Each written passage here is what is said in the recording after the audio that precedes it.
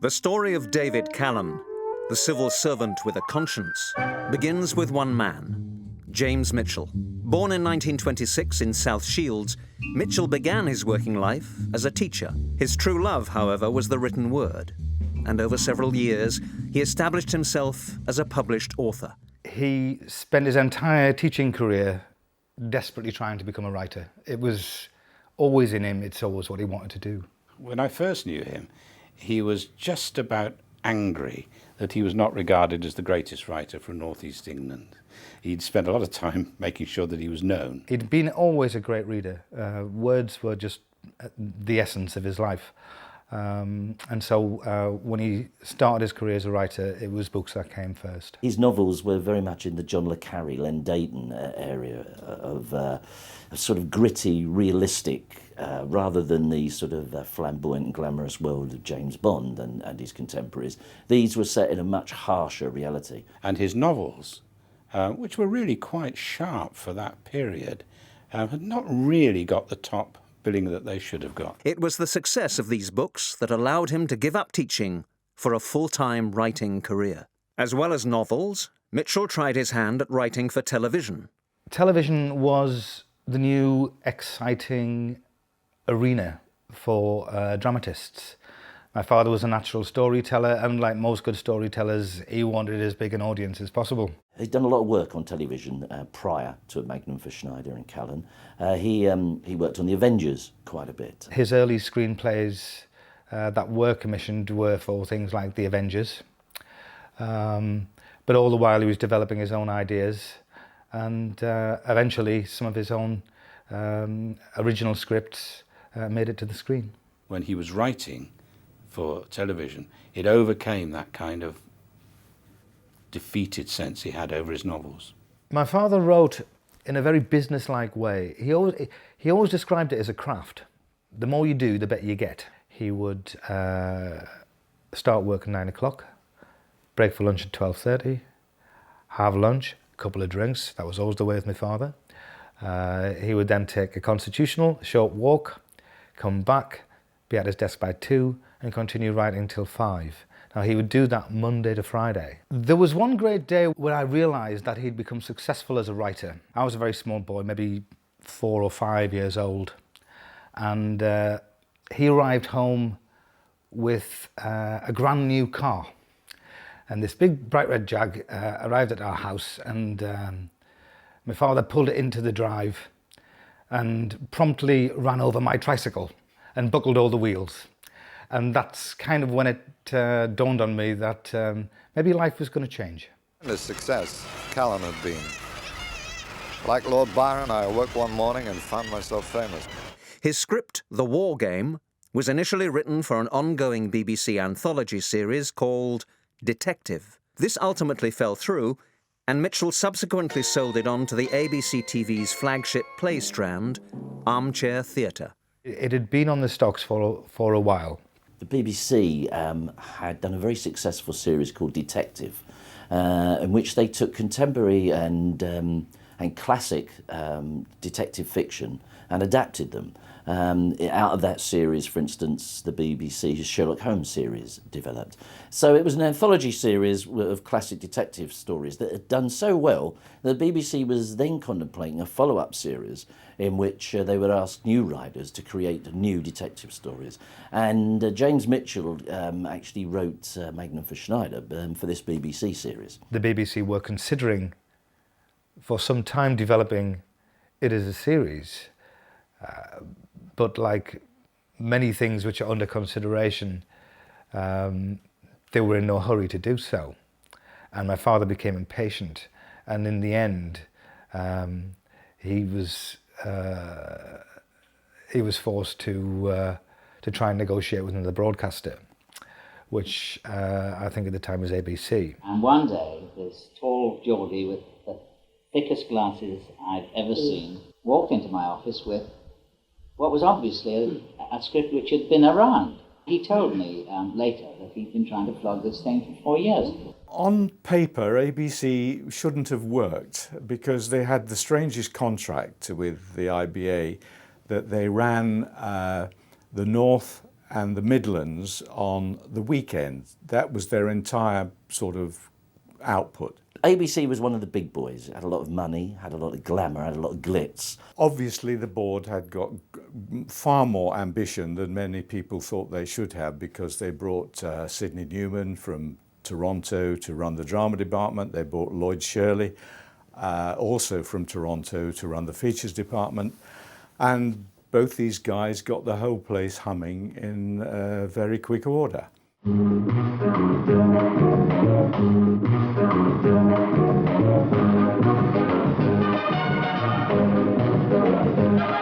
Well, Armchair Theatre was possibly the original run of plays on television. It wasn't a format as such. It was a series of many series of single plays. Which, although in its early days took us stage plays or adaptations, very often from Canadian or American television, and redid them over here.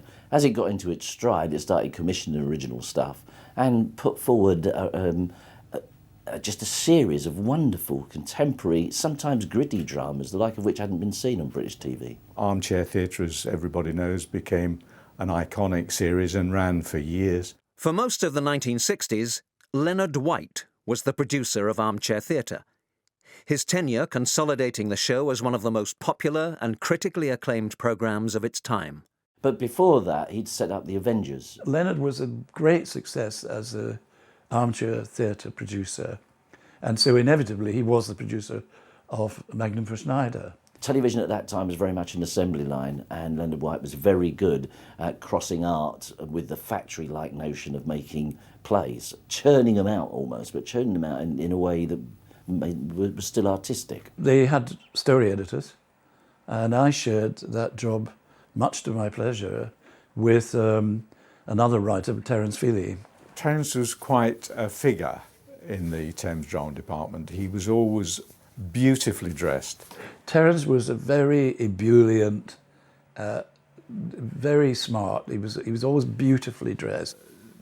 Had a buttonhole more often than not, and was a very, very, very nice man. There's a job I want done. It's urgent, very urgent. You could do it very well, if you have the guts. Lloyd Shirley, who was head of drama then, said, hey, I think, we might have a series. I think Leonard White, Terence Feely immediately realised there was potential here for a series.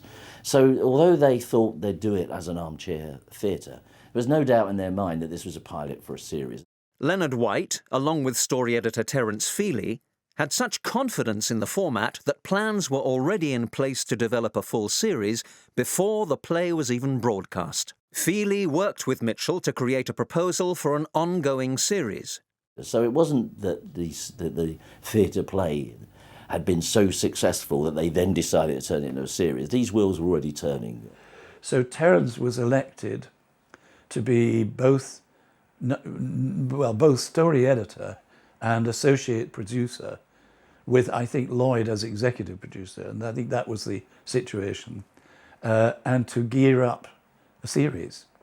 Directed by Bill Bain, A Magnum for Schneider was transmitted in February 1967.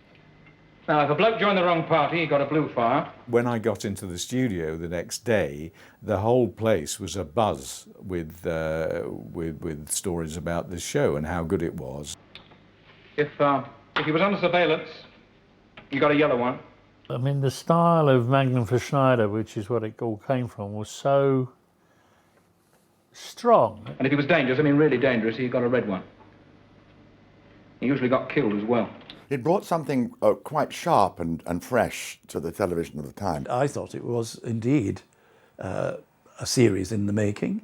Very well done, very well made. I mean, Magnum for Schneider was, everybody thought it was great, and if we could get a series out of it, if you could make an episodic version of it, it would be good. Meanwhile, Feely was already gearing up production for the first series, to be called simply Callan. The first series of Callan essentially followed the format laid down in A Magnum for Schneider. A former agent for a clandestine government department, is blackmailed into doing dirty jobs under threat of incarceration and death. I used to get the red ones. You were good. You got anybody good now? Good enough. He's a very ordinary man with an extraordinary ability. He is a fantastic dead shot. He can kill people. David Callan was an agent who worked for a very shady, shadowy British government intelligence agency called the Section. What's the section for, Callan? Eliminating people, framing, extortion, death. All the jobs that are too dirty for Her Majesty's other security forces to touch. Precisely. In the secret world of natural political growth, he was the one who's asked to do the dirty job. He was a man who never really found his true vocation in life and therefore became what he became. And he was a guy that they could disown. They could give him away, they could get rid of him. And there was always that feeling that he was the hired hand to do the dirtier than dirty work. He was a very fallible character. He had a lot of weaknesses, but one thing he did have was a moral conscience. You sacked me, remember? You said I was too soft. Well, I'm still soft, Hunter. I still worry about the people I killed. He doesn't do it without conscience. He has a huge conscience about him, so he's not the ideal assassin. But he's so good at his job, he's hotly sought after by a certain branch of the British Secret Service. But he used to get up the noses of his superiors because he was always questioning whether this person who'd he been asked to kill actually had done enough to be killed. It's a murky world. It's a world that even from the very get-go, even from the first moments, you know that he distrusts. And then you're on Callan's side. There's no one else. There's hardly anyone else that you like in that series. He was a man who, I don't really mean this totally, but he's a man who killed with honour. I don't think he was a man who ran away from anything. I think he was a man who killed with honour. Callan was a man caught between a rock and a hard place, as outlined in the original series format document. Essentially, the series is about one man and the effect he has on others. He is a man alone. The nature of his trade isolates him from his kind. He can never hope for lasting human contacts, abiding love, enduring friendship.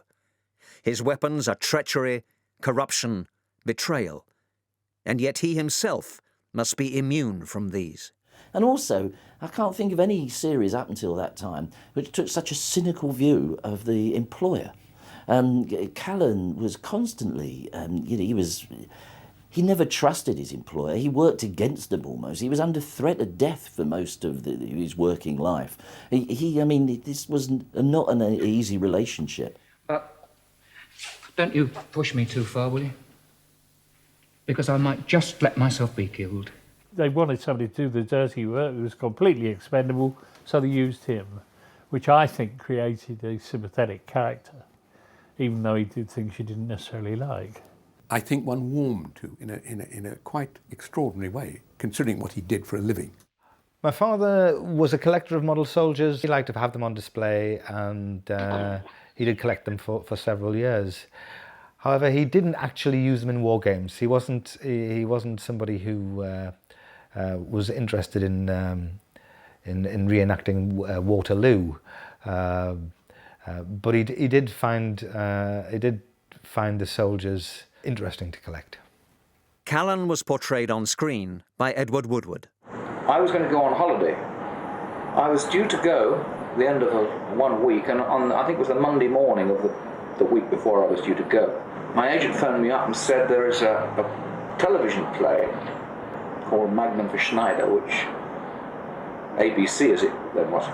And I said, when is it? And they said, well, it would cut towards the end of your holiday. And I said, no, forget it. The family had killed me. We've got to have this holiday. Well, I was living in Twickenham at the time, it's just around the corner from Ten Studio, from ABC Studios. And so the casting director, with great intelligence, put the script through the letterbox. Well, I picked it up and I read it, and I knew straight away that I had to do this part, so I had to cancel the holiday, and the family, the most upset with me for about 6 months. Born in London in 1930, the former RADA student immediately made the role his own and delivered a powerhouse performance which would be fundamental in making the series one of Britain's favourite shows. My father and Teddy Woodward were great friends, absolutely fantastic buddies, and he couldn't believe how lucky he was to have such a strong lead character. James Mitchell had written this man so precisely and so extremely well.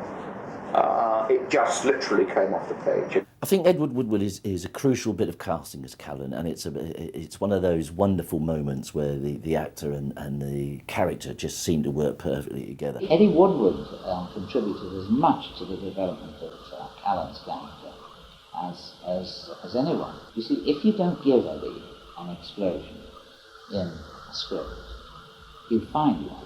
And that was partly how that character developed, because of Eddie's propensity just to go. He could rein himself in for so long as an actor, and then he had to have an explosion. He had such a chippenny show, and he was a sort of anti-hero, and he was a hero with a feet of clay, and I was very much looking for that kind of character to play. I got tired of playing either crooks or heroes. This man went right down the middle. You couldn't make up your mind what he was, and nor could he. It exploited wonderfully some things about Edward, because he has a very powerful repressed quality. He does contain a kind of a closed emotional quality, which is quite interesting and unusual. And Edward Woodward brought that marvellous, steely, self-contained performance to it, and that was a big part of his success. Lonely you would never tell anybody that you got me a gun, would you? Mr. Callan, I swear. Because if you did, mate, I'd kill you. Edward Woodward was very much the dynamo, very much the reason why Callan was the success it was. In those days, you picked up a copy of the TV Times, and Ted Woodward's face was on every single page. He found the level which made this man totally and utterly believable. You really believed he was a man, when he was on form, he was a man who could kill, who could do all the things he was meant to do. You cannot imagine another actor ever playing the part, ever. In my father's eyes, as the series went on,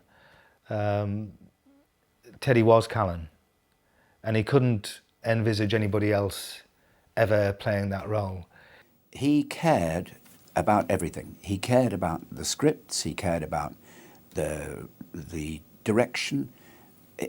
I think that the show wouldn't have been, and I'm not just talking about his acting, I don't think the show would have been as successful as it was without Teddy doing it, because he lived for, at the time he was doing Callan, he lived for that show. He knew it was good. He knew he had his hand on a great character. Terrific.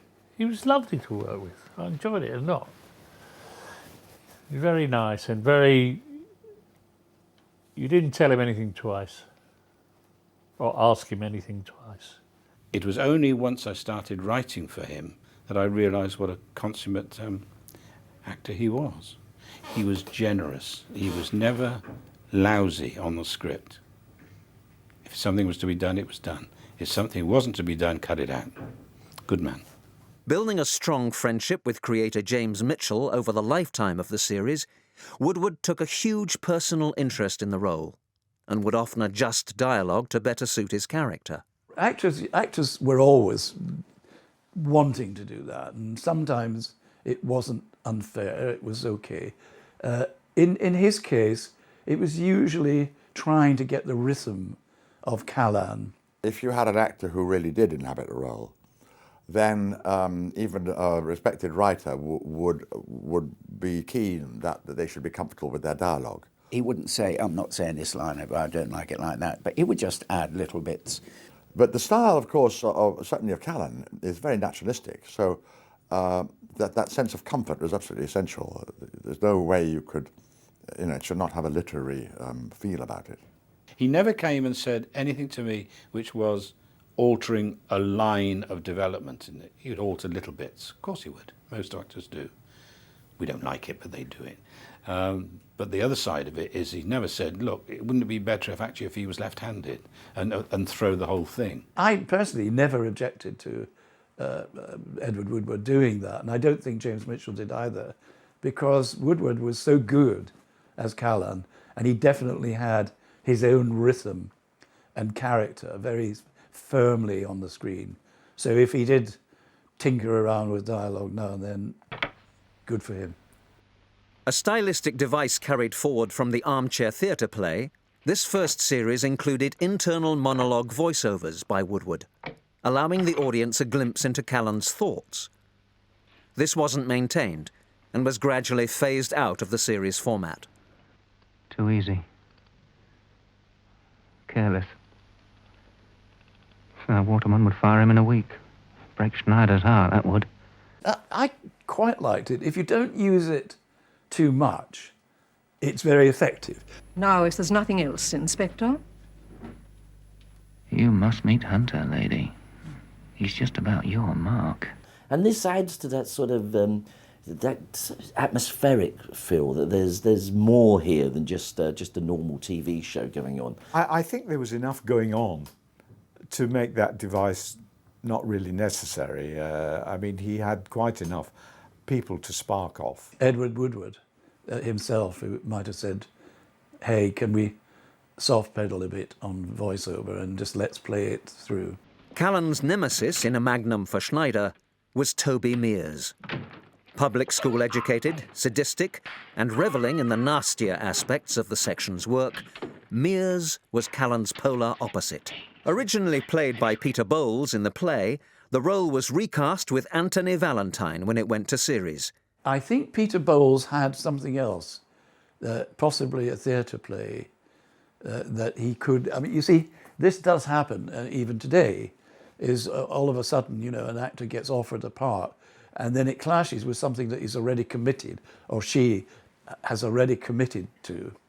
And it's just the system, you know, the honourable thing in the theatre and in film and television is you don't walk away from some other contract, you know, simply because this... Because after all, who was to say that Callan would be a great success? I mean, it might have been a failure. For me, you know, Anthony Valentine was the best. I thought he had exactly the right air of menace. Anthony Valentine as Mears is a wonderful, not bad guy. I mean, he's a very clean, accurate actor and is able to play cold extremely well. I remember one line that he wrote in. I remember Jimmy and I doing it. I used to do terrible things to people at school. And immediately it set his whole character. You know, he was the horrible sort of smooth school bully. I think Mears had no moral scruples whatsoever. I think he was a career counter-espionage officer who would do whatever it took to get him up the ladder. Mears was almost a psychopath. I mean, he was absolutely on the verge of waiting for the two gentlemen to come with a coat with long sleeves and take him away somewhere. And it was generally agreed that if Mears as a character was going to have any development, they'd better calm him down pretty quickly, because he was so unstable as a character that he would have been a hazard to any organisation, let alone a security service. He was on the verge of almost becoming a kind of mass killer. Mitchell had written for each character a dossier of their previous history before that moment in time, so to speak. And that dossier was remarkably helpful. I mean, it's not often that as an actor you're given something like that about a fictional character. One usually has to invent a background that makes sense in the context of the moment in time in which you start playing it. And that was absolutely marvellous, because, I mean, it really was like being handed a ready-made character that one scarcely had to think about it. The original format document describes him thus. In a sense, he is the antithesis of Callan. Killing doesn't bother him. He enjoys it. He's in his 20s, from a wealthy public school background, and in dress, mannerisms and habits is a handsome Chelsea layabout. He hates Callan and would do anything to best him. Mears is privileged, Callan is not. Mears is ruthless. Callan is hard but not ruthless. Mears enjoys his work and Callan detests it. To Callan, it's a necessity. It's his way of making a living. It's his only way of making a living. Whereas Mears, one suspects, could have been a top lawyer or had a job in the city or wherever his old school tie could take him. His attitude to Callan was very much players and gentlemen. You know, Mears was of the gentleman class and Callan was a player, working class, and not very appetising on any level. And Mears constantly took the piss out of him and constantly patronised him. And gradually throughout the series there was a kind of respect that was developed by both of them, because I think Callan detested all those public school characteristics in Mears, particularly the nasty ones. And Mears' attitude to Callan changed in as much as, although he still always considered him to be working class, that at least he was a man who could do the job. Callan did what he did because he had no choice other than suicide. And he wasn't that sort of person, whereas Mears could look forward to it. He enjoyed it. That was his job. He was being backed up by the government. He was a good chap, and bang, bang, you're dead. Fetch the next one on. Mears is a public school boy, a bit of a sadist. Mears enjoys his work. Mears hates Callan. He sees Callan as a blunt instrument, a thug, someone who shouldn't really be doing this job. He should be someone that's in the street.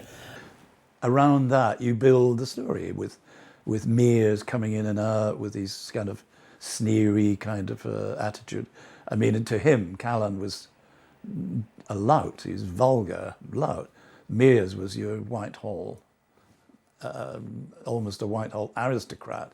And of all the characters in the show, he was the one who was, I found, the most edgy. The edginess was actually very, very full of ambition. He would like to run the show. He would love it that Terry was killed and that he was elected into the new Callan Part 2. And one always got the feeling that even though Callan was wandering around only having a half or maybe 2/3 of the picture in whatever plot he was embroiled, that Mears knew more. You're the lovable agent, Callan. Mears is the nasty one. Originally considered for the role of Mears during recasting discussions, Jeremy Lloyd appeared in an early episode as a supporting character of a similar type when Valentine was unavailable to feature. This episode, Goodness Burns Too Bright, no longer exists in the archive, and it's not alone in that respect. A total of 10 episodes across the first 2 series are believed to no longer exist. Television from up until the mid to late 70s has a very checkered survival rate.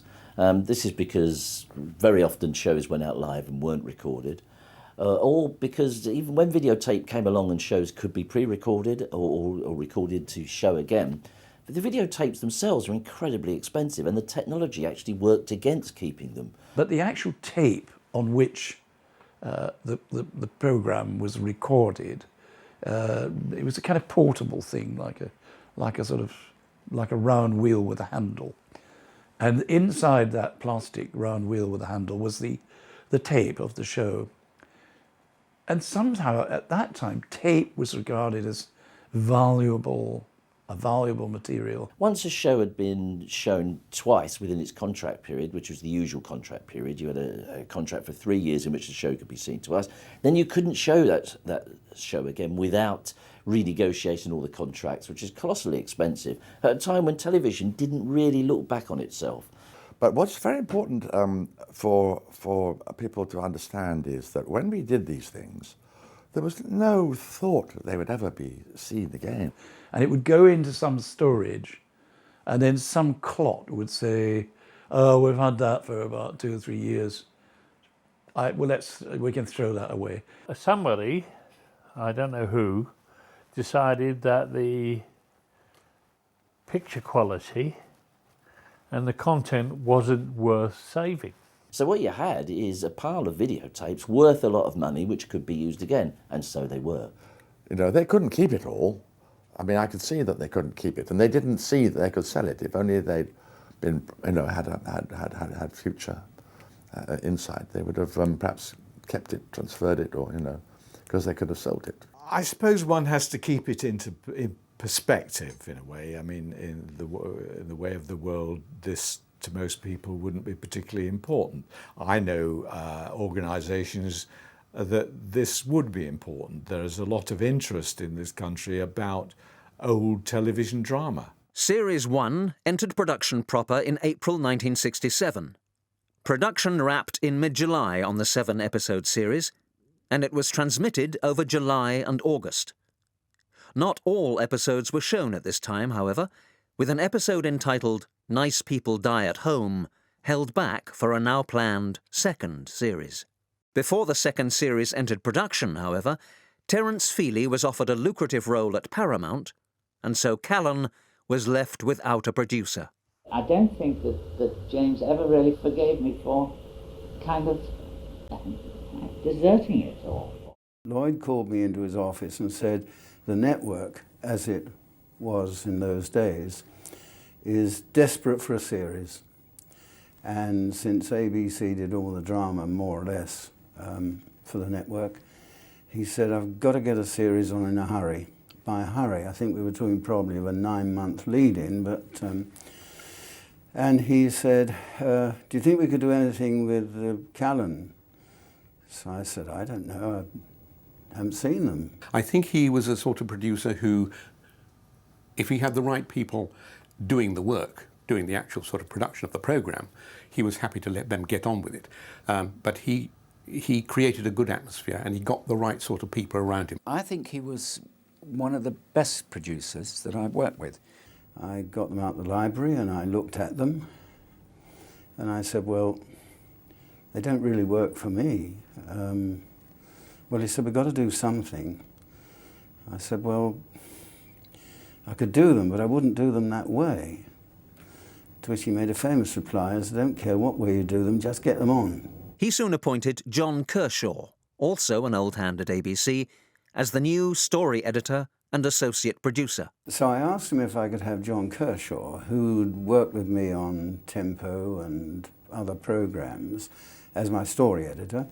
John Kershaw was, I can say this genuinely, in a business that's known for being bitchy, I can honestly say that John Kershaw was a lovely man. John was an extremely well-educated man who was a little quiet for television at that time, but if you could get people to listen to him, he had very, very good ideas. You could walk into his office any time of the day and say, John, there's a bit of iffy on this script in the 3rd scene or the 4th scene, and can we do something about it? And he would always rise to the occasion. He would either go back to the writer or he would rewrite something himself. And he would never ever say, oh, you know, spoiled old directors coming in here making a fuss, which others used to.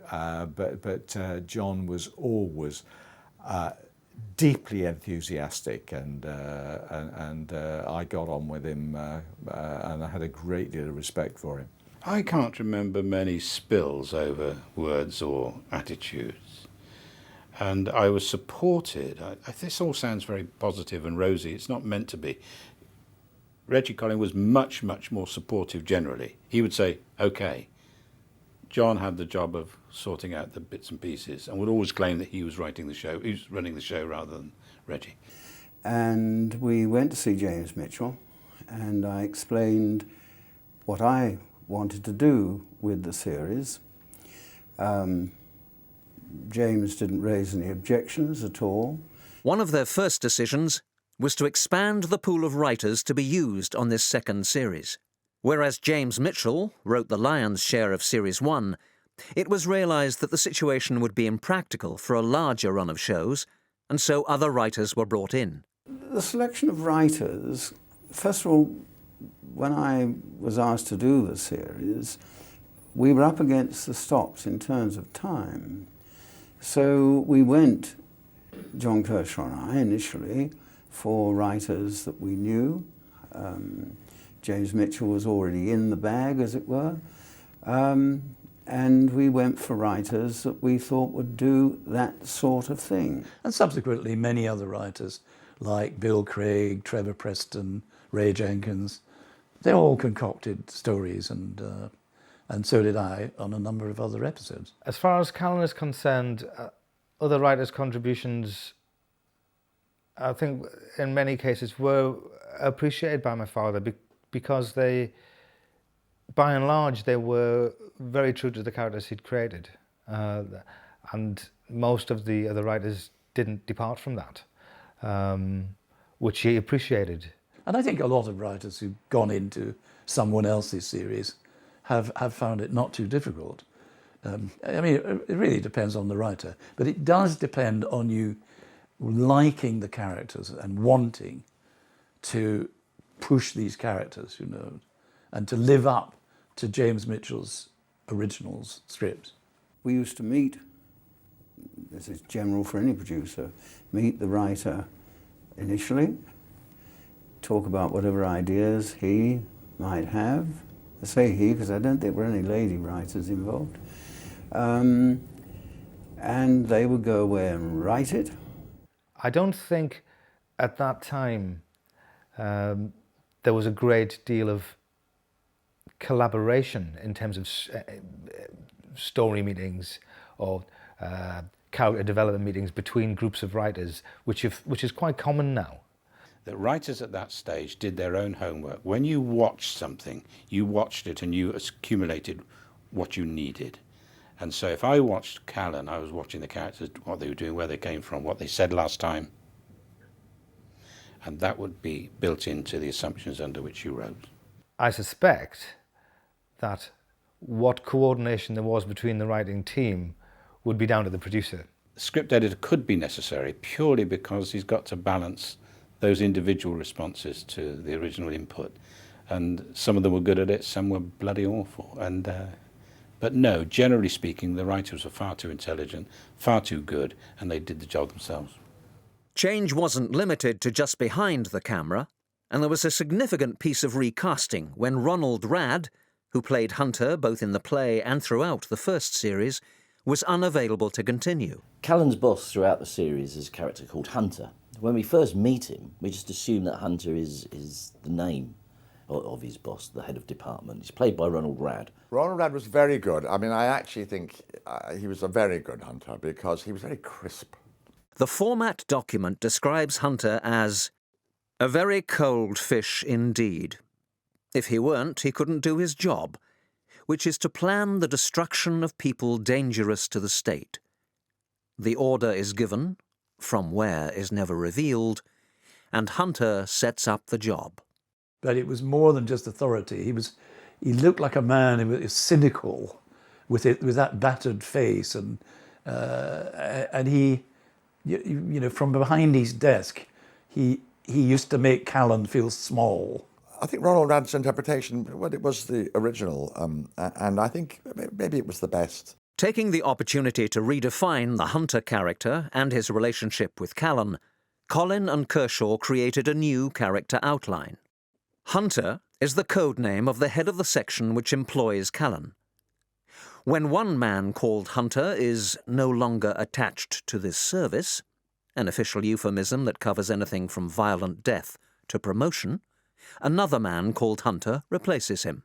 I don't think initially the production crew or even James Mitchell knows that Hunter is the code name. I think they actually think that is the department head's name, and it's a nice name. The name Hunter was meant to be something of a symbol, so they felt quite naturally that it was correct to simply call him Hunter, on the grounds that maybe that wasn't his real name anyway. Perhaps it was Blenkinsop.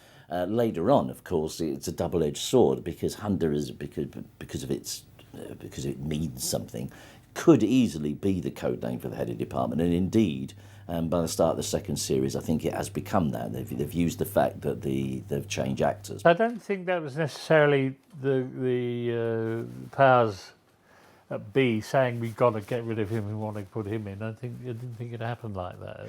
Derek Bond, the production team's first choice, had reservations over the role, and so Michael Goodliffe was cast instead, with Hunter's character rewritten to fit his older, more patrician persona. Damn you, Pete. I've told you again and again to keep this sort of thing out of my office. For this second series, Colin and Kershaw also made a significant change to Callan himself. Both producer and story editor felt, however, that the existing relationships between Callan, Mears and Lonely all worked well enough to remain untouched. Introduced in A Magnum for Schneider as a low-rent, seedy fixer, the on-screen relationship between Callan and Lonely grew to become one of the most popular elements of the show. I don't think that's very funny, Mr. Callan, don't you? I do. I think the relationship between Callan and Lonely is a key part of the series. I think it would be hard to imagine the series without that component. But his big eyes and sad face and unwashed general, he really is a very lovable character. Lonely was immensely important because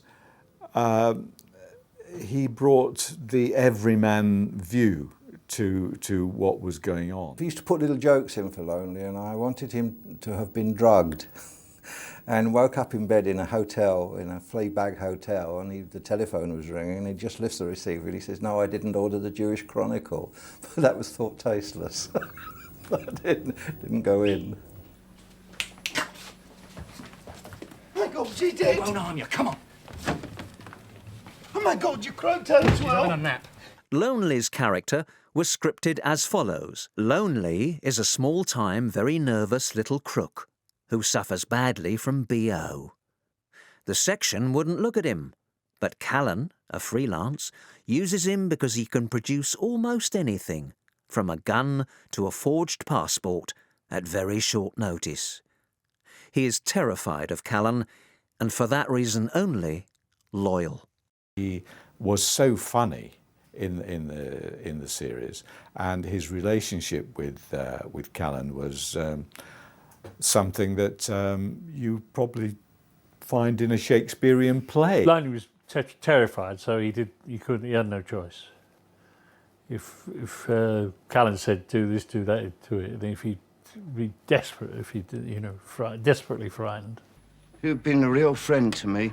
Well, somebody has to be, you poor little stinker. There is some empathy between them. I think they realise that their place in the world. They realise that they're both, if you like, being treated badly by society in the outside world. Callan by his employers, Lonely by Callan, but also just by the situation he finds himself in. His lack of hygiene means that he's probably has difficulty making other friends or acquaintances. Callan, who's always quick to point out that Lonely smells, still embraces him within his world. Because it's a marriage. It really is a marriage. He disliked Lonely, but couldn't do without him. Lonely didn't know what the hell he was dealing with, but was there all the time. So it's these misconceptions about each other, which was the tension between the two. He was, in a way, even worse off. Lonely was even worse off than Callan. And Callan did actually care about him. But he did have a certain loyalty to Callan, and he would actually screw his courage to the sticking post, as Shakespeare would have it, and do what he was told to do. What we discovered was that Callan and Lonely worked absolutely marvellously together. To me, that relationship has never been beaten. I think that is a classic television relationship. Basically, it's a symbiotic relationship. They both need each other. Callan needs Lonely to do dirty little jobs. Lonely needs Callan because A, sometimes he needs protection, but B, very often he just needs the money. So they sort of feed off each other. It's a double parasitical relationship. Lonely was brought to memorable life by Glaswegian Russell Hunter, a jobbing character player who soon found an unwanted level of public interest when the series became popular. I was on holiday and came back through London Airport. The man who looked at my passport as I came through looked very hard at me, smiled and said, "There's a dreadful smell here." Everybody suddenly became a comedian, and just to go into the pub and be greeted with, "It's a very funny smell in here." I can't think of any other actor who would have made Lonely so sympathetic. Everybody adored him. Nobody cared that he was supposed to smell. That was part of his, vulnerability. Russell Hunter, who played Lonely, made that character 100% his own. I mean, Russell, of course, I think, had a problem subsequently. When he would appear in the pub, people would sort of, oh, God, he is lonely. It's a strange anomaly, really, because although he was called smelly and everybody used to go forth like that, in real life, Russell was famous for being very dapper, very well dressed and smelling beautiful. Because when Russell was out of his lonely gear, he didn't look anything like what he did on the screen. I mean, obviously his face was the same, but he was quite a sort of smart dresser and totally different to the character. So I'm surprised people sidled into corners to get away from him. In pre-production, fans were able to read a new Callan adventure written by James Mitchell. Entitled Merry Christmas from the Section, it appeared in that year's TV Times Christmas Extra. This would be the first instance of a Callan story in print. It would certainly not be the last. The second series entered production early in 1968, but issues with the casting of Michael Goodliffe soon became evident. He had a great reputation as a stage actor, but I don't think he was happy in the show. He didn't seem to bond with the rest of the cast. Michael Goodliffe, who was the first Hunter for me, had been, I think, a Japanese prisoner of war, and the scripts for Callan, I think, got to him a bit. Michael had a very distinguished, as far as I know, war record. And I think he objected, at least in my opinion, it's what I was interpreting, he was objecting to portraying a side of British government and military power doing things which he, as a soldier or as a person in the war, would never ever have agreed to. And he asked to be released, which is sad. He was a lovely man and a very, very fine actor. Struggling to cope with the tone and content of the series, Goodliffe was written out in the 5th episode, entitled Let's Kill Everybody. One of the high points of Series 2, this episode unequivocally showcased the darker world of Callan, where no one was safe and danger was everywhere. The production team once again approached Derek Bond, who resolved his misgivings and was cast as the next Hunter in line, making his debut in episode 6, appropriately titled Heir Apparent. Derek Bond had been well known on the screen as an actor in many of the early costume dramas, and he was a very good actor. But then he got involved with an entertainment show about film on BBC, which ran and ran, and he became a sort of interviewer. So I think he found it quite hard to get work as an actor in his own right. And so he must have been thrilled to get Hunter. Derek would always sort of question things, quite rightly, most actors do. But he was an actor who got on with it. It's quite amusing. He lived in Richmond and he used to come to television studios on his own boat. He was perhaps the only actor who ever arrived at the studios on a boat. But a very charming man, and he was very good as Hunter. Once again changing the relationship between Callan and Hunter, Hunter Mark III's backstory showed that he'd known Callan prior to the section, offering a twist on the abrasive relationships with the previous Hunters. John, you've got a whole flaming department for surveillance jobs. I mean, one man can't do it. One man will have to. I can't spare anyone else just at the moment. Derek had been through the Second World War as a rather senior army officer, and he seemed to bring that to the role. There was still some question over what to do with Nice People Die at Home, the untransmitted episode from Series 1.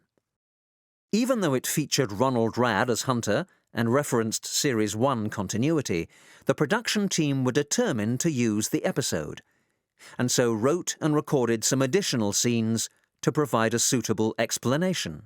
Along here, sir. Not as comfortable as your office, I'm afraid. I don't know whether you two have ever met. Have you? Yes, indeed we have. Leslie was responsible for me joining the department. I mean, I did like the Ronald Rad less polished version of Hunter, actually, because it seemed to me to fit the show rather, and that by moving it, by moving it towards a more sophisticated feeling was perhaps not quite ideal for the show. By mid-1968, as production was drawing to a close, it became clear that the future of the show was in serious doubt. That year's round of franchise renewals had made some significant changes to the ITV regional stations, the most radical of which was the forced merger of ABC with Associated Rediffusion to form a new company, Thames Television.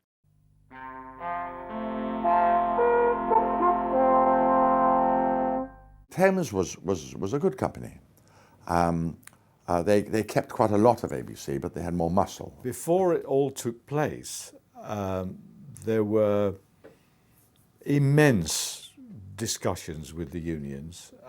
It went on forever, and a lot of us didn't know whether we were going to have a job. Certain companies had done enough to demonstrate that they were perfectly able to continue, for instance, Granada, but other companies, they were looking at changing. ABC, Associated Rediffusion, were one of the companies they looked at, were two of the companies they looked at, and decided that to make it more coherent, they would sort of suggest a merger between the two. It's not quite as simple as that, but they were forming a new television company called Thames. Eventually it was sorted out, and what actually happened was that we were in our offices with ABC written across the top one afternoon, and the next morning we were in the same office with Thames there. Most of the people at Rediffusion knew exactly what they were doing, so it was great, new people coming in. I don't recall anybody losing their job. It made the whole thing a little more rational. Thames took London 5 days a week, as everybody knows, and a new company, London Weekend Television, did just what it says. When you take over a franchise, and it wasn't, as I say, it wasn't as simple as a merging. New people came in at Thames as well. It wasn't just some people from ABC and some people from Associated Rediffusion. There was outsiders coming in. And when outsiders come in, they sometimes want to bring their own things. With the new broom sweeping clean, programmes made by the previous franchises would be placed on the shelf and scheduled on an as-and-when basis. And then, strangely enough, the urgent requirement of the network disappeared. And we had 13 programmes that nobody wanted particularly, and they sat on the shelf. Bosses would say, it's not up to us, it's not our game, we are waiting. And we waited and we waited and we waited. So as far as I was concerned, that was the way the blooming business was run anyway. They're bound to end up with doing things like that. Against this background of unrest, no firm transmission dates available, and no commitment for a further series, producer Reginald Colin made the decision to end the series with a bang.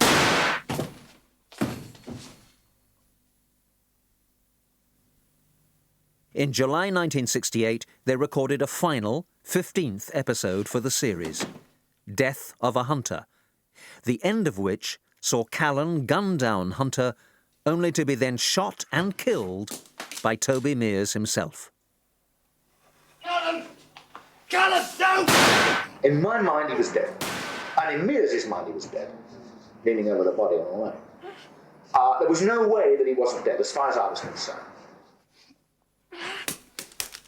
Thames Television began broadcasting in the same month as Callan's recorded demise, but it took a further 6 months before Series 2 saw the light of day, finally starting its broadcast run in January 1969. David. What happened next took everyone by surprise. The company had £1 million sitting on the shelves, and that was a lot of money in those days. So Brian Tesler decided that he would put them out. They were going to be networked, and he put the first one out, I think, certainly after the 9 o'clock news, which would have been, I suppose, 9:30 in those days. And to our great surprise, the telephones went mad. Despite no major publicity, and in the knowledge that it was the final series, the show both found and grew its audience. Over the space of a few episodes, Callan moved from cult series to major success, causing a rethink at Thames Television about ending the series. The great thing was that the nation, for some reason, had just gone bananas about this particular episode. There was a groundswell of public opinion that wanted Callan back. Callan became fireproof. We got enormous ratings. And the streets were empty. And I was one of those people scurrying home to my television set. The word having gone out that Callan was dead produced such a reaction that I had to find some method of making him not dead. And so we, as I remember, re-recorded the end of that particular episode to leave it in just sufficient doubt that if we did bring him back, all would be well. Toby,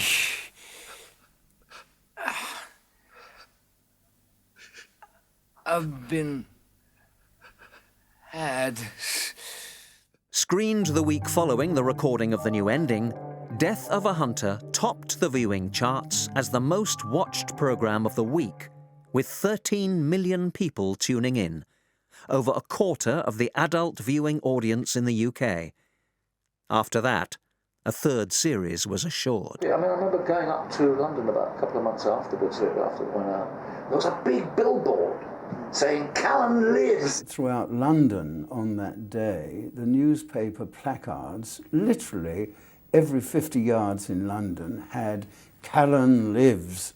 The third series, the first by Thames Television and the first in colour, once again encountered changes both in front of and behind the cameras. It was very interesting to come back to Series 3 because it was now in colour, which of course we'd never seen before. It was something absolutely brand new and was extraordinary. I've never forgotten the effect of watching television in colour. It was just extraordinary.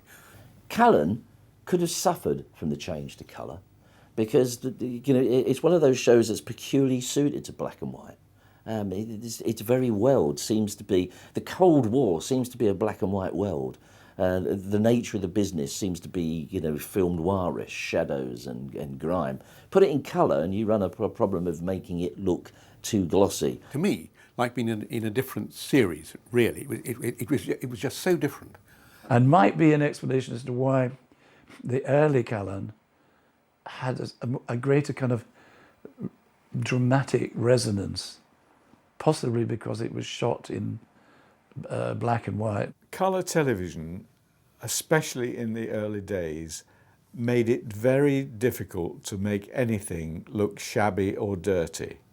It didn't matter what the designers did, everything looked glamorous and MGM-like. In colour, everything looks lovely. Any twit can take a sure shot or whatever, and point at anything, a cow, a flower, a box, but to take a black and white photograph, you have to know what you're doing.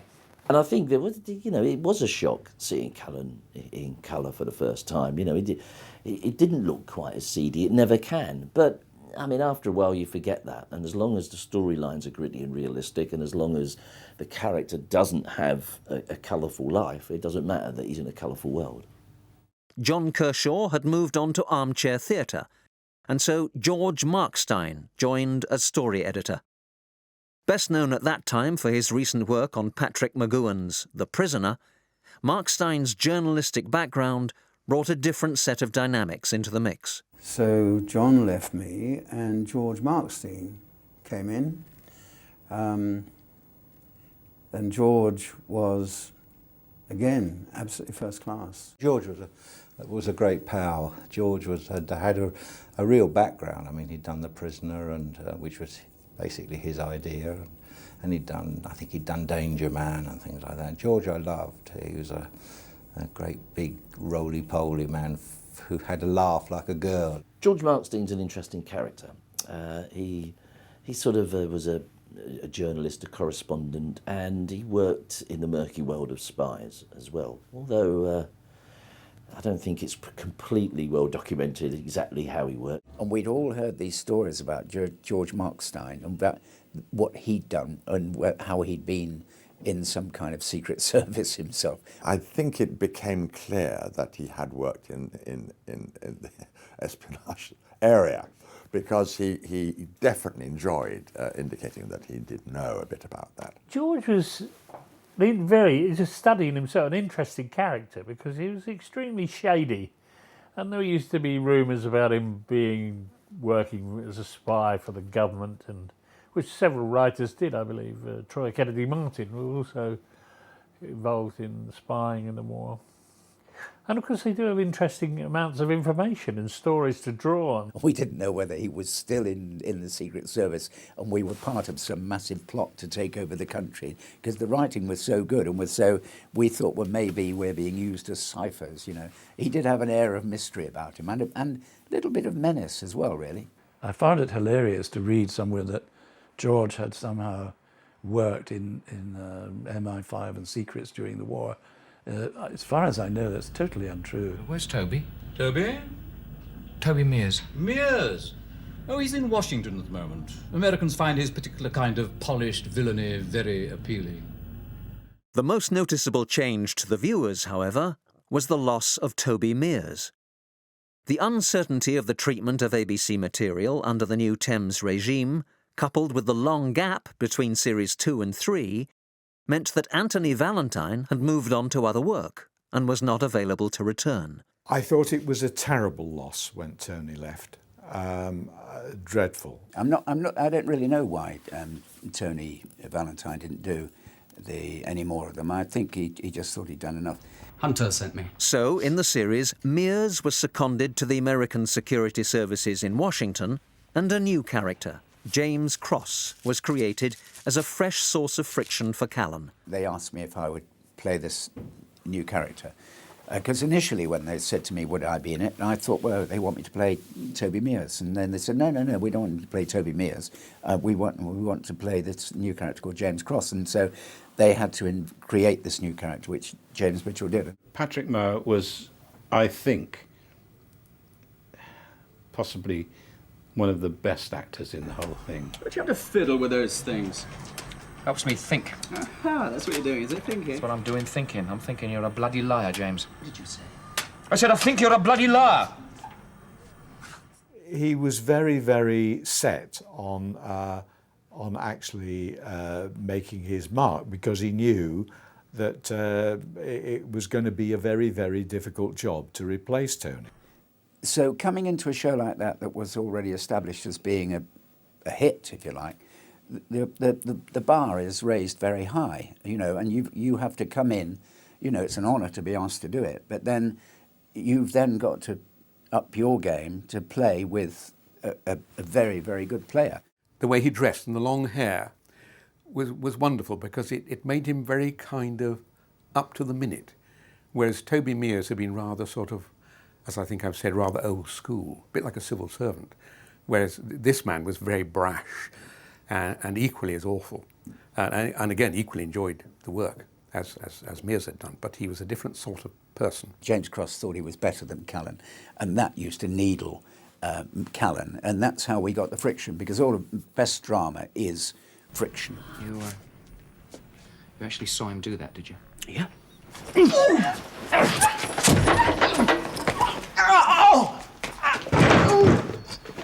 Let's have it, James.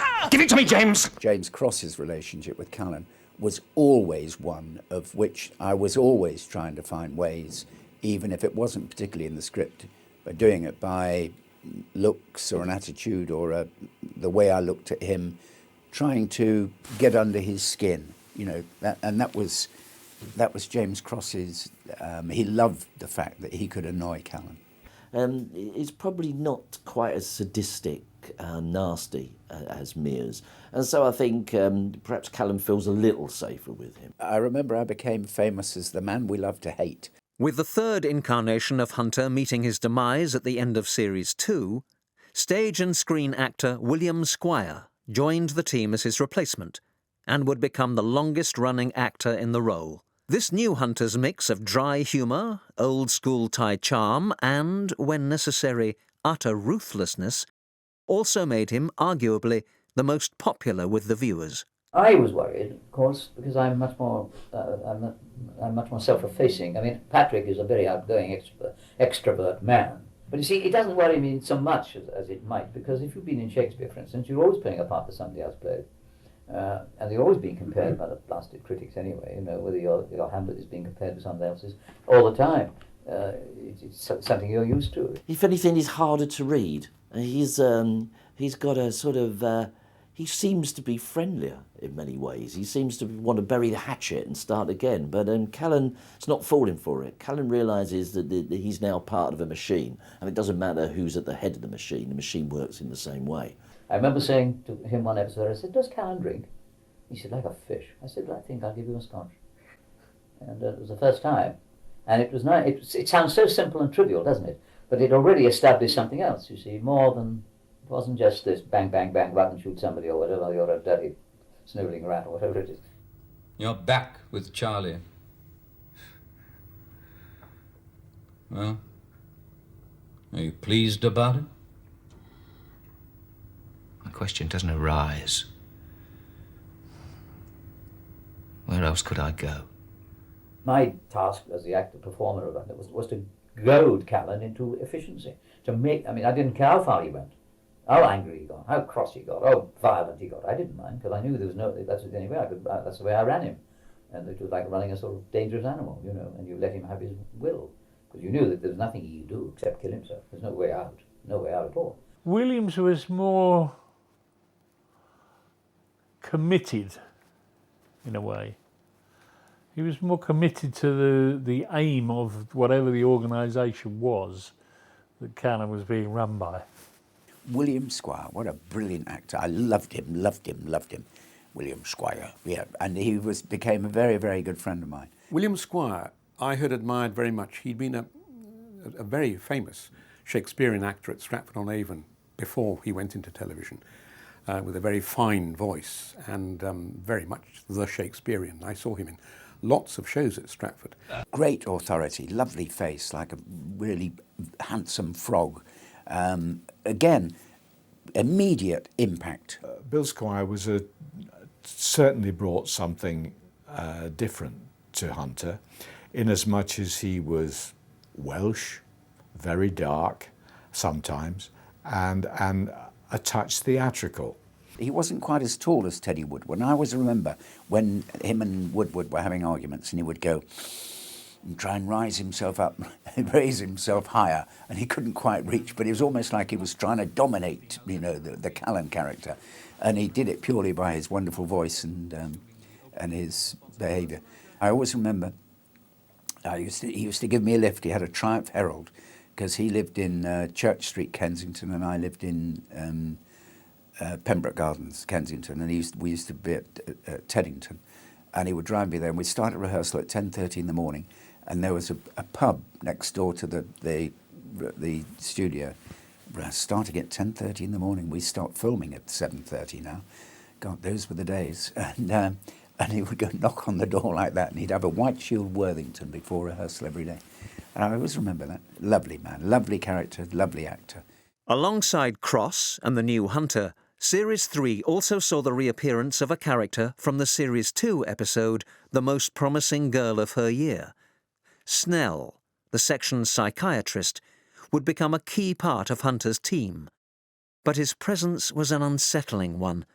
Clinical to the point of Nazism, Snell's appearances in both this and the 4th series were infrequent but memorable, thanks to a controlled and affecting performance by Clifford Rose. In my opinion, there's a gross retardation of the aggressive instinct. In your own idiom, it would probably be lack of moral fibre. An NCO might describe him as a gutless wonder. Never quite saw behind him, never quite knew what he was thinking until he spoke. He did a lot of sort of just looking at people, I remember. He sat in chairs looking at people. There's a wonderful moment when he examines Callan, and Callan undoes his shirt, and it takes quite a time.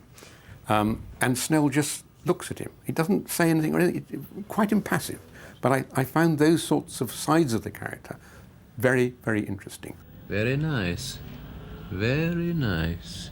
He reminded me awfully of Dr. Mengele, the awful man at Auschwitz, the Nazi angel of death man, rather like him, because he had a sort of okay to do what he wanted, really. And because he had no kind of compunction or scruples, no scruples whatever, I mean, Snell, he just did this. And I found all that extremely fascinating. Hunter's secretary, Liz, was played by Swedish actress Lisa Langdon. She continued the role she had played in the first 2 series. The only recurring female character, her part was slightly expanded in this first colour run, especially in the episode A Village Called G, where she was central to the plot. The most peculiar thing about Callan, he said nobody ever talks about it, is there are no women in it. I think it's a very sad loss that there are no more powerful leading female roles in Callan. But I also believe that my father was merely reflecting what he assumed to be the case in reality. And I remember thinking in Callan that there weren't many girls around, and because that's like James Cross said, an eye for the ladies. We liked each other. We went out a few times. We covered up because we didn't want Hunter to know. We liked our jobs too much. What about last night? She came around to my place. And Teddy Woodward, the character, discovers that James Cross has been philandering with the staff. And I remember we had quite a heated row over that you shouldn't do things like that, you know. I quite enjoyed that. The only regular female character, Liz the secretary, is just that. She's a rather feeble administrator character and not somebody who has an awful lot to say. Well, when I first got the script of A Village Called G, I was a little alarmed, to say the least, because I knew Lisa. She only ever popped in and out of the office. I had no way of knowing whether she could sustain a long part. We didn't all die, Kleist. You missed one. A child. I was 3 years old. I'm sorry, I do not know what you are talking about. I am talking about Grazisk. And therefore, I went into this with quite a lot of trepidation.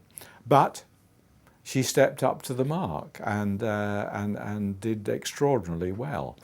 I was very pleased for her because she'd been in the whole series and just being the secretary with a few lines, and it probably wasn't very satisfactory for her, but she got a reward, and I was very pleased that it worked for her.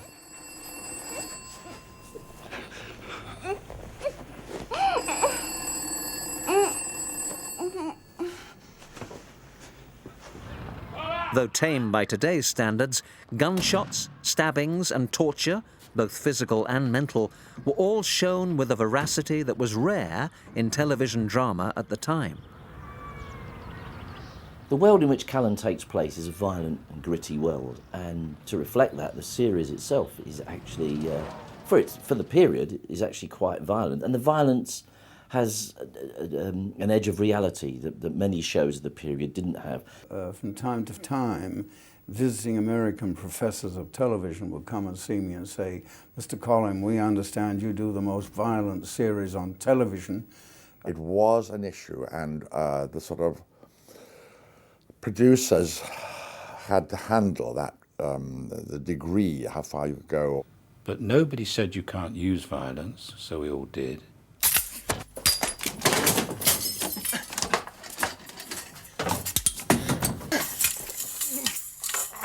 My attitude to violence is that violence is pretty nasty and it should not be sanitised, but above all it should not be gratuitous. You have to make something violent enough so that people think, oh my God, and that then motivates the character to do whatever he does. But if you just go on showing him doing it, you know, you lose that impact. My father had no problem with me watching it because despite all the hullabaloo, and there was a great deal of hullabaloo at the time saying this was an incredibly violent drama series, it wasn't particularly violent. Everything was implied, and it was suggested, and it was the way things were shot. There was virtually no violence. There was a great deal of implied violence, and that works better for me than the real thing. In comparison to something that might be put out post-Watershed today, it was incredibly tame. But nevertheless, there were the Mary Whitehouse letters and all of that. And my father spent a good deal of time in correspondence answering criticism about excessive use of violence, which wasn't really there. In addition to this backlash, Series 3's transmission was beset by problems, suffering postponement and delays due to live football broadcasts and the general election of June 1970. The former were predictable. Live, high-profile football matches always trumped scheduled primetime programming, but the latter was not. The episode Amos Green Must Live was swapped out just 3 days before transmission due to a character's resemblance to one of the candidates being too close for comfort. Because it was set in a real world, and because some of its stories had grown out of real stories, it sometimes impended upon things that were controversial. Well, Amos Green Must Live, you know, was banned because it sounded like... We won't talk about his name. It's just awful. But the idea that it has to be banned because it's interfering with his by-election was just awful. And I thought it was political prejudice. Now, in a way, I'm proud that it was political prejudice, but I didn't like it not being shown. I mean, I could see why they withdrew it, but you know, you can't sit on the fence all your life. No, of course I don't think it was the right decision. I think the right decision was to carry on with the series.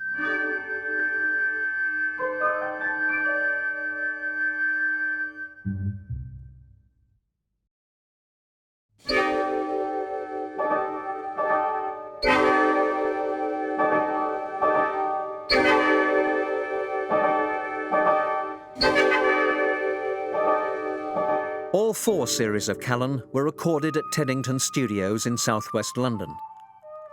Originally built during the silent film era and used for British film production until the late 1950s, it was subsequently bought by ABC Television, giving them a firm London base for both rehearsal and recording. Prior to this, they had to employ the peculiar practice of rehearsing in London and then moving the entire cast and crew to their studios in either the Midlands or the North for the actual recording or transmission. When Thames took over the franchise, Teddington became their main production base. Teddington was a place that I was tremendously happy with, and I'm sure most people who work there would say the same thing, and I certainly haven't found anywhere since that had that sort of energy and creativity. Television was incredibly enjoyable then. What happened then was the creative people, the designers, the actors, the writers, the producers and directors, were the most important people around, not the accountants. There's an enormous amount of talent down at Teddington there. I mean, the art department had a lot of, 2 or 3 of the art designers became directors. Others became, you know, and a lot of them went to Hollywood. Some of them, a lot of them, 3 of them are still there. Of course, it's in a lovely situation right on the river, and everybody knew everybody. The offices were very tight. They were little monk cells around one floor.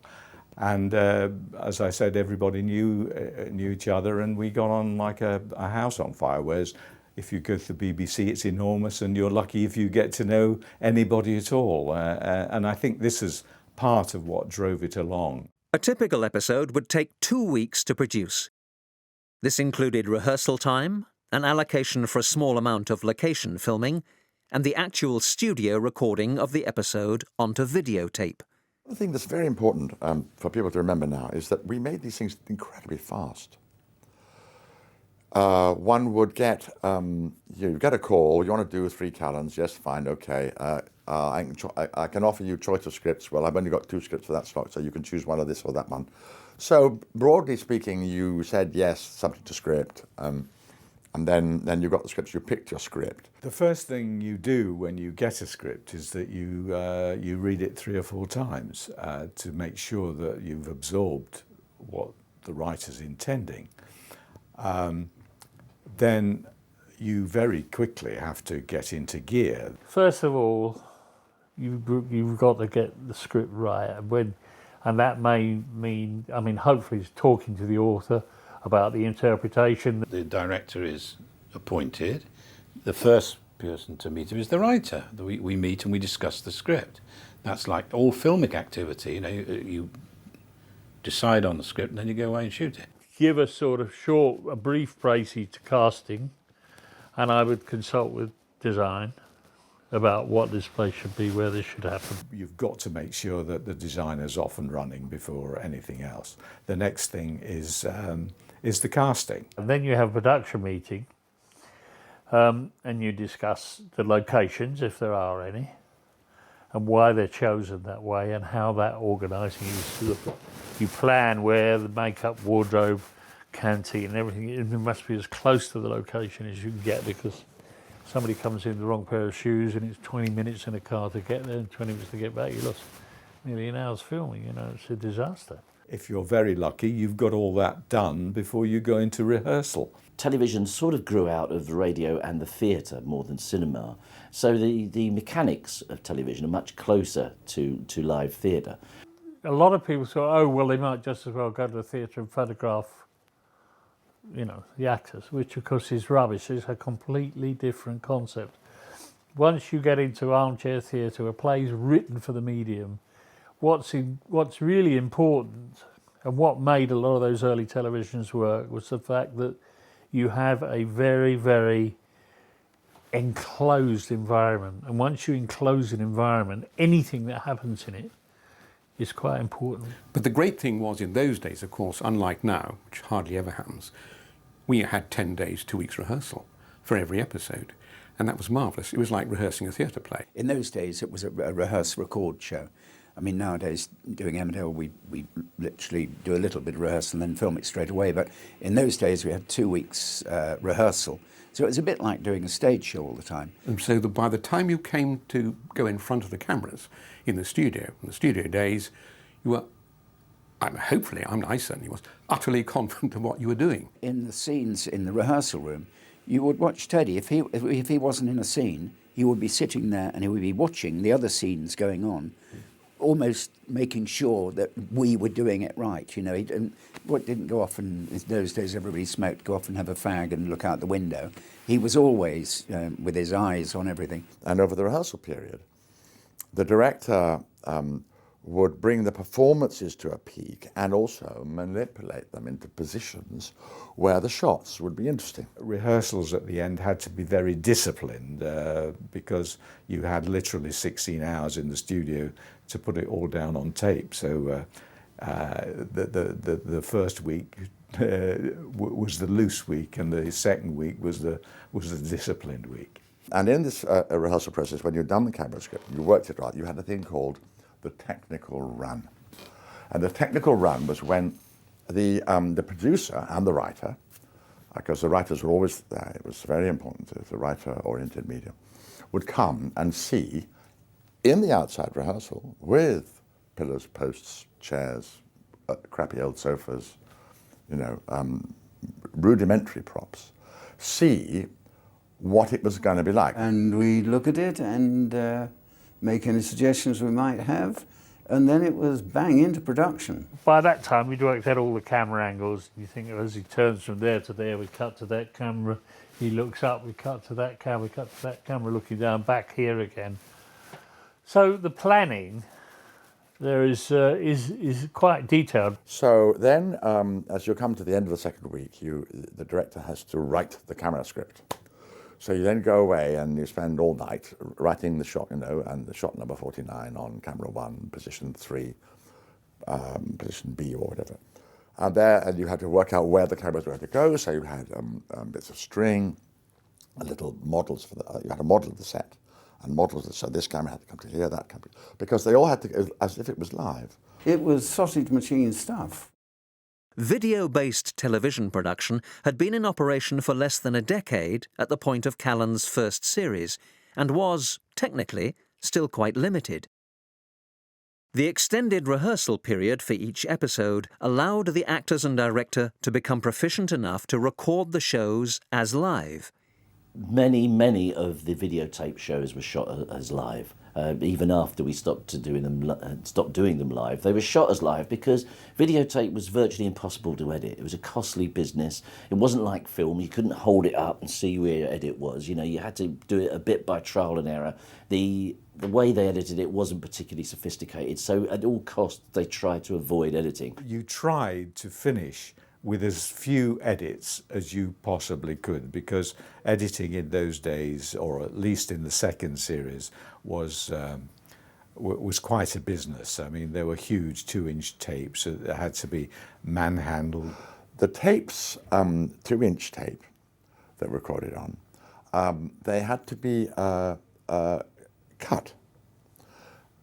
cut through this tape now, and nowadays people go, what? Then it was all patched together with some silver tape, and often produced the most amazing sort of disturbance as that went through the head of the machine. We all knew that these joins were confined. They would play 10 times and then they would spring apart. You know, I mean, they were not designed to be for multiple play. Which meant that very often they'd let small fluffs go. It was only if there was major fluff that they would actually go back and edit. By 1972, when the fourth series was made, electronic editing was more established, allowing the director a greater freedom to record in a more efficient fashion and assemble the show in post-production. So much of today's television is snap, snap, snap, snap. You know, it doesn't last for more than 10, 12 seconds, and then you're on to another shot, and then you cut away to yet another location, and then you're back, and it's all kind of hurry, which is not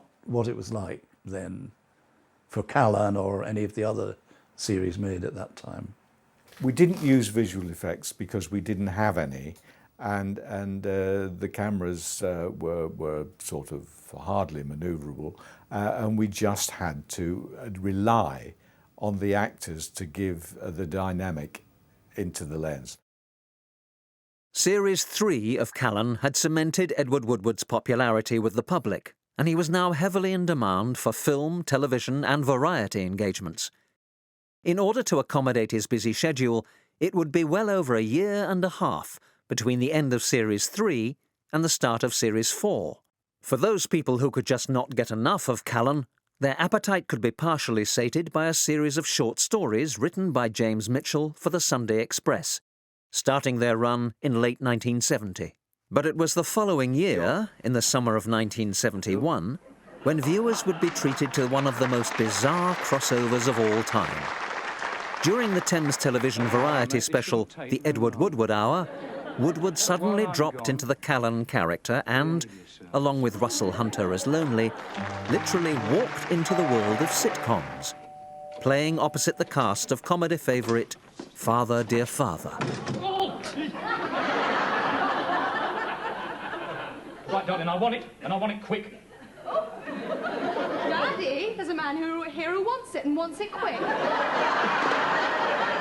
That was what I call the absolute exploitation of a studio exploiting a studio exploiting a studio. Thames owned both properties, you know. Oh dear God, it was embarrassing. It was truly embarrassing. I'd like you to meet Mr. Hello, Mr. Tucker. You two know each other? Yes. Mr. Callan, I've got a message for you. Callan, who's he? Shut up, excuse me. What's the message? This is the wrong address. Should be at Hillsdown Avenue, not Hillsdown Grove. I can remember at the time us both hating it. We both saying, God, why are we doing this? This is awful. This is terrible, you know. As far as I can remember from the audience reaction, it came off very well. Although we did get one or two letters saying desecration. That's marvellous, isn't it? Marvellous. Marvellous, marvellous. Absolutely. Yes, a third time this month. Get out. Now, wait a minute. What about my television set? Oh, well, I don't know anything about that, but he's the expert in that. Oh, I can tell you what's wrong with that. Yes? Somebody's bashed your screening. Rehearsals for what would ultimately be the final series of Callan began in October 1971. For the first time in its history, the key crew and cast remained in place, and so new ideas were needed to keep the storylines fresh.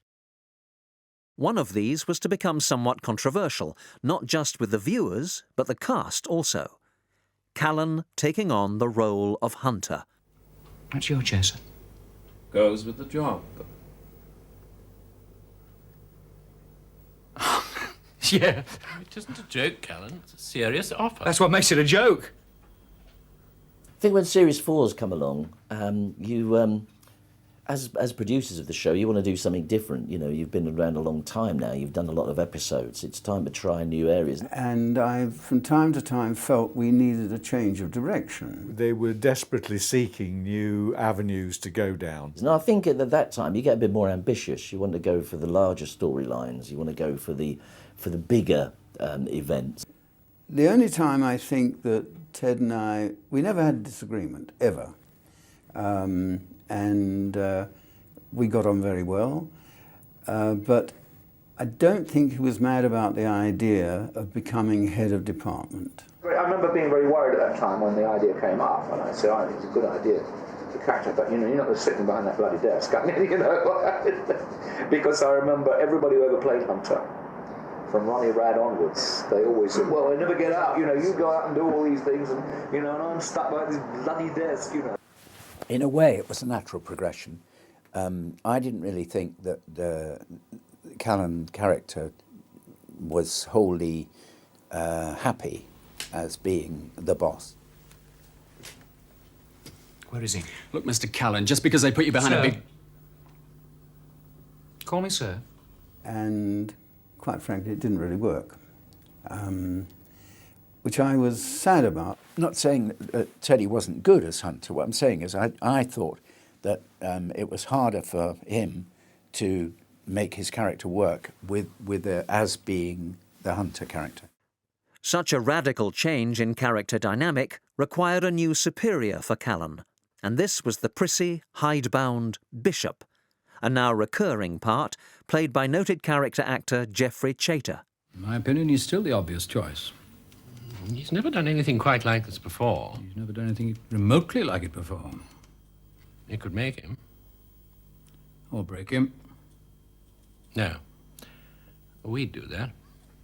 I think that Callan himself, and Teddy Woodward himself as the actor, was better at rebelling against authority, and they had to bring in authority over Hunter, whereas before we had a ceiling. Hunter was the ceiling. He was the one that we could bash. He was the one that Teddy Woodward could bash against. Once you remove Hunter out of it, then who's he going to bash, you know? His dislike of Callan was palpable. Didn't really matter to me. In fact, it was a bit better for me because I was then, in a way, sometimes having the Teddy Woodward part of being the one who was saying, no, what have I got to do with that? Why don't you do it? Why don't you do it? Sort of. So it was quite good for me. I remember there was this a young lady who was, I think she was Russian, and I can't remember why, but I'm trying to protect her, I think, and I've got her in my car, and she's yelling and screaming. She thinks I'm trying to kidnap her, and poor James Cross was doing is being a hero, he's being a white knight. And so how do you stop a girl being quiet who's saying, let me go, and she just thinks I'm trying to kidnap her, and I whacked her with my gun. She all right? And then unfortunately she had brain damage, and so and then that was the start of James Cross thinking, have I gone, is it a bridge too far? And you know, and he started to crack. People that, you know, live by the sword die by the sword, but also the sort of character he's portrayed as being, you know, this sort of this cold-blooded killer without a conscience is perhaps someone where you feel that their conscience has got to go somewhere, where you feel that it's bubbling up inside. I think in most series, regular characters do not die. When they do die, it always makes ripples and headlines. If you've got a death scene, if you know you're going to die, and especially as James Cross was written in such a way that they didn't know at the end, did I jump because of all the bad things I'd done, or was I shot and I fell off, or did I just slip? And it was left in that way that you didn't know really how he'd gone. He let himself die, or was he shot? You know, it's supposed to be there. Ray Jenkins, who wrote it, another very good writer, he said that he thought I probably would commit suicide, and I argued with him and said I don't think James Cross would ever commit suicide. It was not an easy death, and it shouldn't have an easily read element to it. And the fact that there was a doubt about suicide was very important. I said he might have thrown himself into a situation where it would be a bit more dangerous than he could have been, because he had things on his mind. But I don't think that James, the way I'd been playing him, would ever absolutely collapse and commit suicide. He would have known through all his training he did not look beyond whatever it was before. And of course he does, and he's dead. And he knows he's against a first-class sniper. So there's no chance that he didn't know what he was doing. But whether it was totally deliberate or an accident of fate, okay, you take it away and worry about it. And when I died, the phone lines were jammed. People thinking Patrick Mower's dead. Is Patrick Mower's not dead? Or the character's not really dead, and they were crying. And there's so many phone calls. Eamon Andrews had a show at 6 o'clock in the evening, a live show, and they phoned my agent and said, could Patrick appear on this show to prove to the public that he's not dead? And it sounds silly, doesn't it? And he said, well, he can't, because he's appearing as Jack Tanner in Man and Superman. And I was at the Birmingham Rep, and I'd grown a big black beard, right, playing this character. They flew me down, talking to the producer, would you mind shaving your beard off?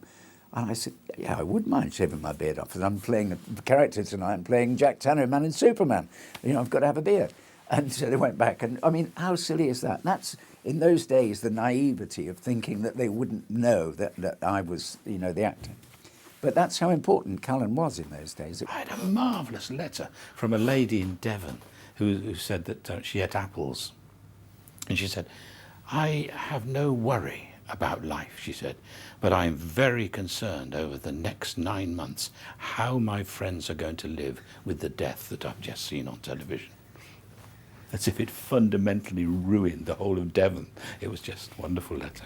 This, however, was just a warm-up for the series finale. In the first episode of Series 4, Callan meets his KGB opposite, Richmond, played by veteran Irish actor T.P. McKenna. We got a lot in common. No one going to introduce us? Malchi. My name is Richmond. T.P. McKenna, who, again, I got on extremely well with. We were quite friendly, lovely guy. And I thought he did an extremely good job. I mean, no, splendid, absolutely terrific. He was always a very, very powerful actor.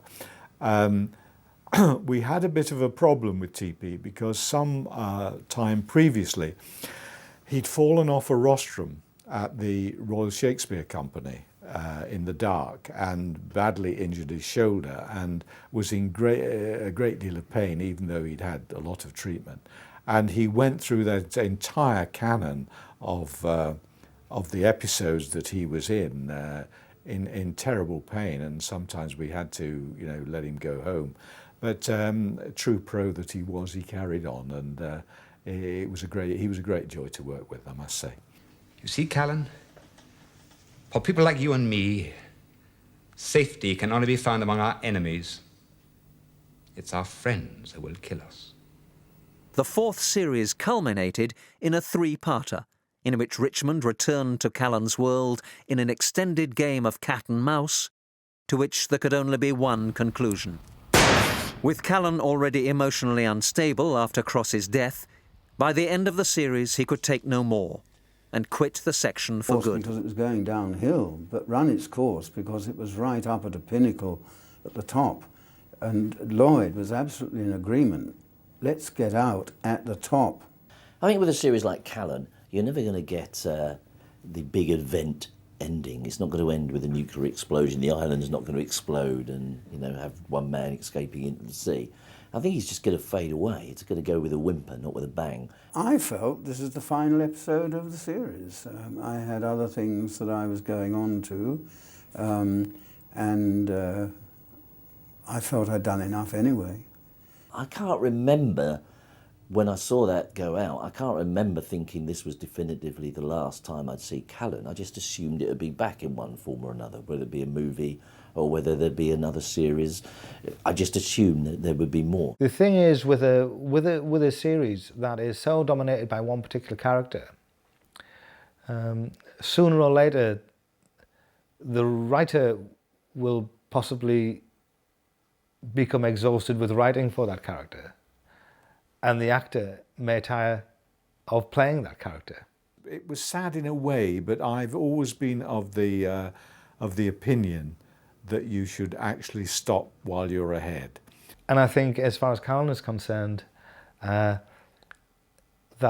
both my father and Teddy reached a natural end with that more or less at the same time, which is quite unusual. It couldn't have gone on forever. No, I think all of us really. I mean, I won't say we were bored with it, but it had taken up an enormous time of our lives, and everybody wanted to do something else, including Ted. It was May 1972, and this was the end of the road for Callan. Or was it? Though the television series had ended, Callan continued onwards. James Mitchell wrote further short stories for the Sunday Express, their success paving the way for the first original Callan novel, Russian Roulette, in October 1973. His first love was the novel, and I think that was his enduring love. They're actually much better than most TV spin-offs because Mitchell is a serious writer and knows what he was doing in the world of the novel. The novels were a different genre, and novels were something he always enjoyed. He wanted to be more free with the character of David Callan without the limitations of budget and scheduling which television brings. My personal favourite Callan novel is Russian Roulette. I think it is an incredibly powerful story. It still rattles along as a read. With Callan's massive popularity, it was only a matter of time before a film adaptation became a reality.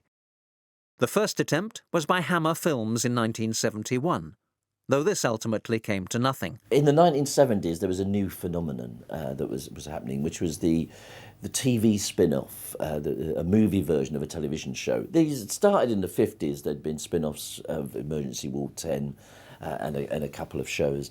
But it was really the late 60s and early 70s that suddenly this become not unusual, but virtually the norm. There was talk about adapting Russian Roulette for a movie. There was interest and correspondence between my father's agent and a film company in Los Angeles, which was, strangely enough, before the Callan movie actually hit the screens, which I think shows the strength of the story.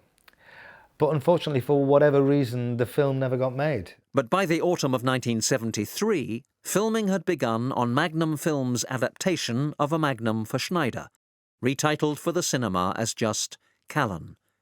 The film was directed by Don Sharp, who had honed his skills on numerous Hammer films and episodes of filmed series like The Champions and The Avengers.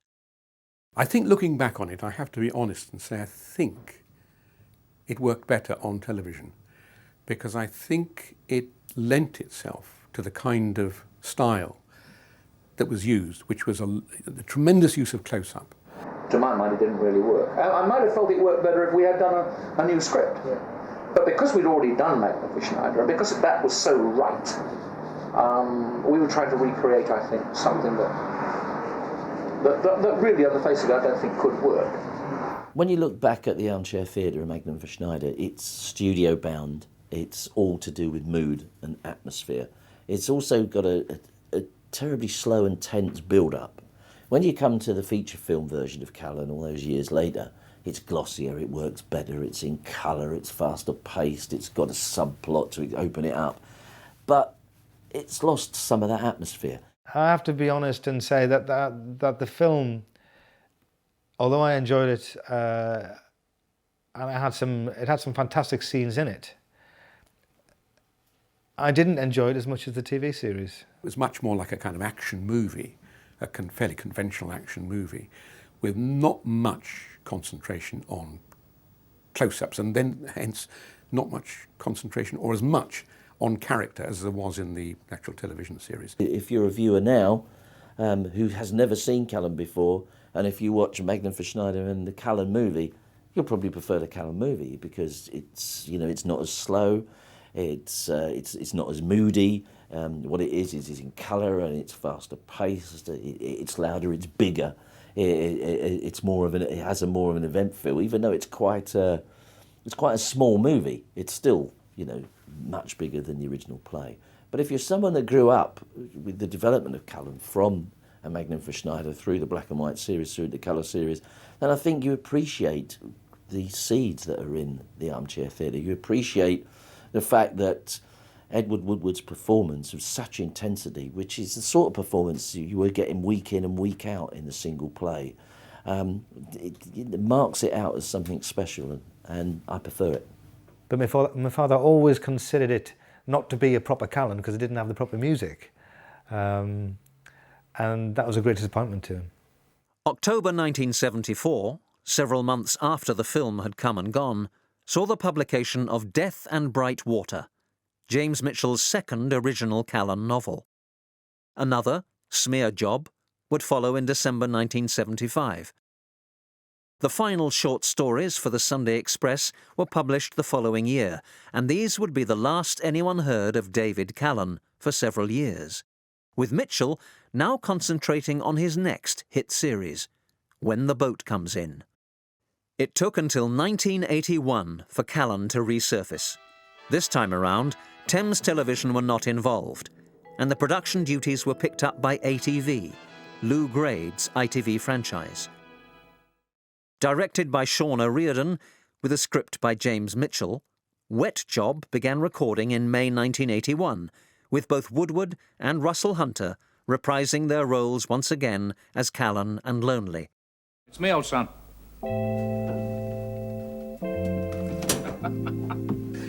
Oh, you're a dear. How are you, Lonely? Stop, Callan. There's pros and cons about bringing a character back after so long. This is nearly a decade since the last news story. But Callan is one of those characters that perhaps you do want to see. You do want to find out what happened to him. And also because of the way the series just sort of stopped rather than ended, perhaps you would hope that you get some sort of closure. You haven't come here to do anything, have you? I mean, she seemed like a nice old girl to me. Oh, no, that's my landlady. Now she's probably going to do a bit of shopping. Ah, I see. He always felt that it was a mistake to have gone back and tried to recapture what had been so successful in the late 60s. I did it not only, I hasten to add, not just to earn some money. I did it because I felt I owed an allegiance to Callan. Not just to Teddy, not just to Jimmy Mitchell. I owed something to myself, and if there was one thing I did not want to do, it was to see somebody else play lonely. It didn't work, and it didn't work for a number of reasons. There again, I thought the things that did work in it were the relationship between Lonely and Callan. But for me, it was great to see Edward Woodward back. It was great to see Russell Hunter back. I liked the fact that they managed to get them both back and doing the thing. And Woodward's always watchable as David Callan. By this time, his sort of stock as an actor has risen considerably. On the back of Callan, he's done other things. He's become more well known. He's moved into film. You are getting the fact that you know, it's a privilege almost to get him back to play this character. Well, you certainly have come on a bit since we last met, haven't you? Well, I hope so. I've got my own business now. Yeah? Fresh and fragrant bathroom installations. And it pays a lot better than thieving. Where did you learn plumbing, then? In the Nick. Oh, the Nick, of course. Why ask? By the time we got to 1981, the world had moved on. And he felt that he certainly regretted having agreed to do it all again. Highly anticipated, it was not well received. and behind-the-scenes politics at ATV killed off any chance of a subsequent series. And that was it for Callan. Only not quite. In 2002, 2 decades after Wet Job, James Mitchell penned one final Callan novel entitled Bonfire Night. Bonfire Night was the last novel my father ever had published. And I have to admit to having some hand in that.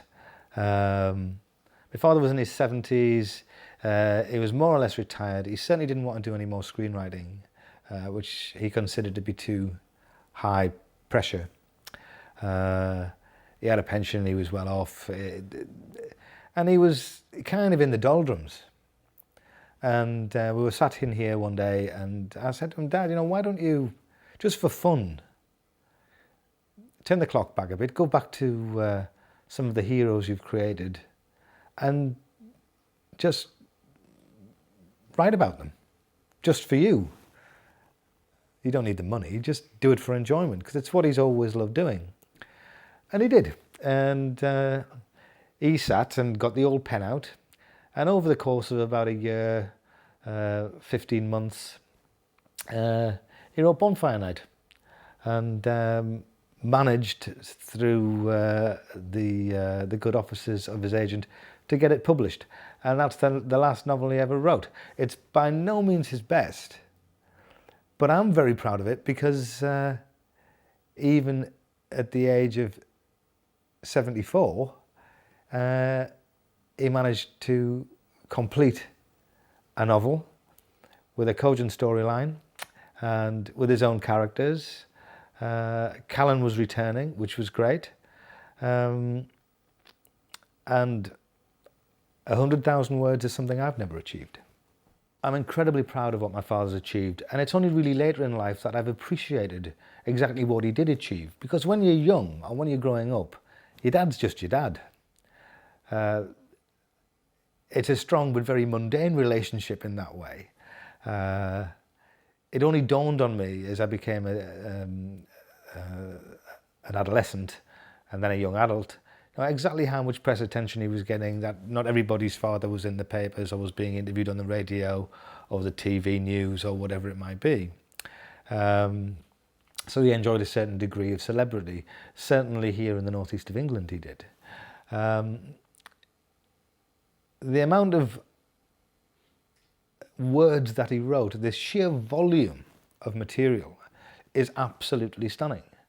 And that pen that he wrote with, it gave him a good life. And he was able to enjoy his life all the way up to the end. And I'm not sure many people can say that.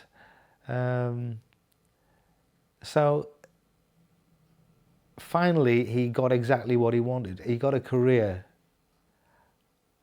carved out of his own imagination. And that's a great achievement. And so, yeah, I'm incredibly proud of him.